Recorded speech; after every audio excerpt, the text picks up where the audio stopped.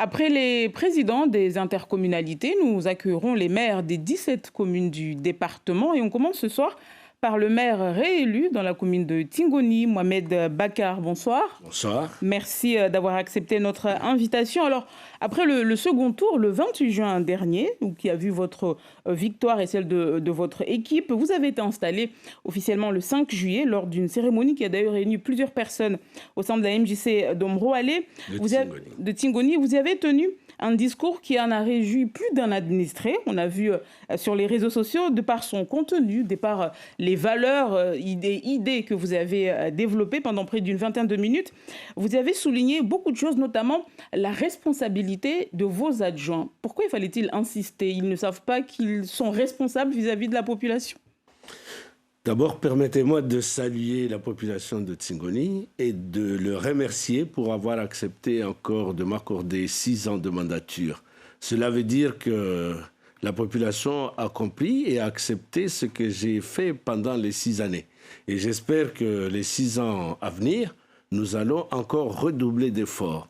Effectivement, j'ai fait un discours de 20 minutes. 20 minutes, pourquoi? Parce qu'à un moment donné, il va falloir que les élus prennent leurs responsabilités entièrement. Parce que la population a déjà fait son travail. Il ne faut pas qu'on se dise que moi j'ai besoin d'être adjoint, j'ai besoin d'être ceci, mais après ne pas assumer ses responsabilités. Donc il était de mon devoir, effectivement, de les rappeler et de dire voilà la responsabilité, l'engagement que nous attend, que nous avons pris auprès de la population. Oui, j'ai fait exprès de leur en parler parce qu'il fallait le faire.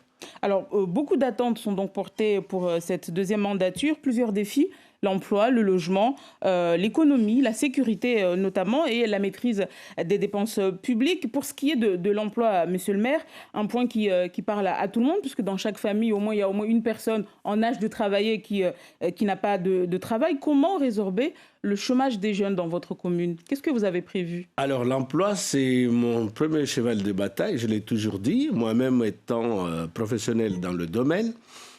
Pendant la mandature, nous avons quand même réalisé beaucoup d'efforts en termes d'emploi. Aujourd'hui, au Pôle emploi, nous avons officiellement 700 personnes qui se sont inscrites au Pôle emploi.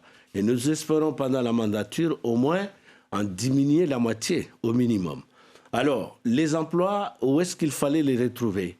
Parce que nous avons décidé de réaliser des projets, notamment des grands projets structurants, notamment la création de la zone d'activité économique de Kombani. Aujourd'hui, elle est effective.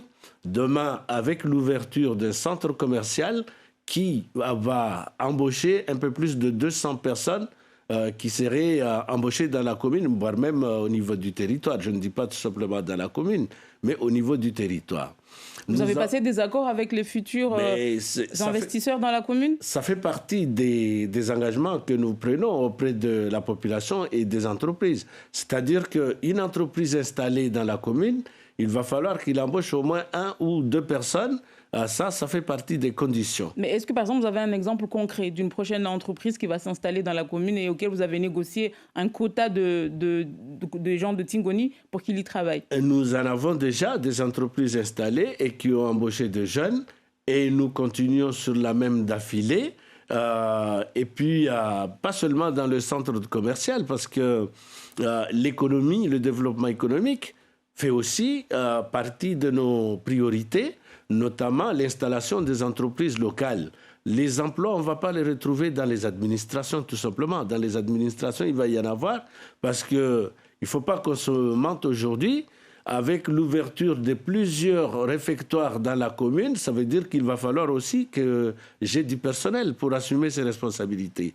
Avec l'aménagement du territoire, notamment l'aménagement des plages, l'aménagement de sites touristiques, l'aménagement de tout ce qui est les quartiers, le logement, tout ça, ça mène de l'emploi au niveau de la commune. Donc nous avons des outils, notamment l'insertion professionnelle par l'activité économique.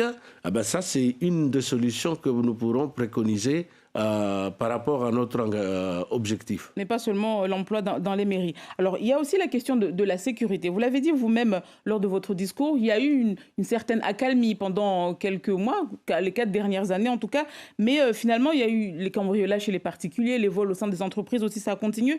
Vous voulez mettre en place la vidéoprotection.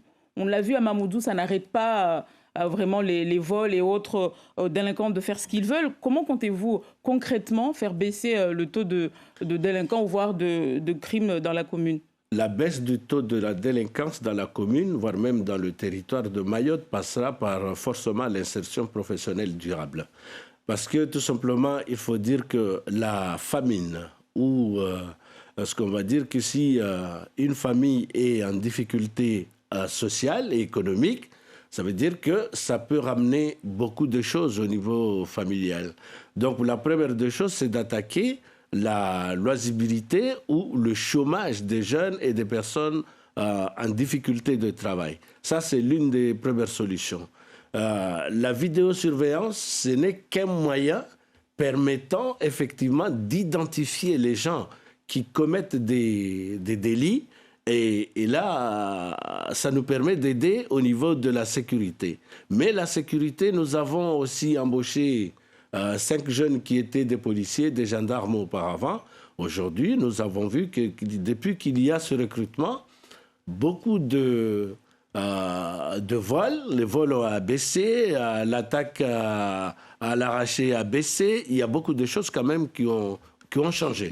Dans le collège de Tingoni, par exemple, si je prends cet exemple-là, ça fait un moment, plus de 4 ans, 5 ans, qu'on n'a pas vu des actes d'atrocité parce que tout simplement, nous avons mis les moyens au niveau du collège. Merci beaucoup, Mohamed Bakar. On me dit que le temps imparti est terminé. Merci beaucoup d'avoir été avec nous ce soir. Merci à vous.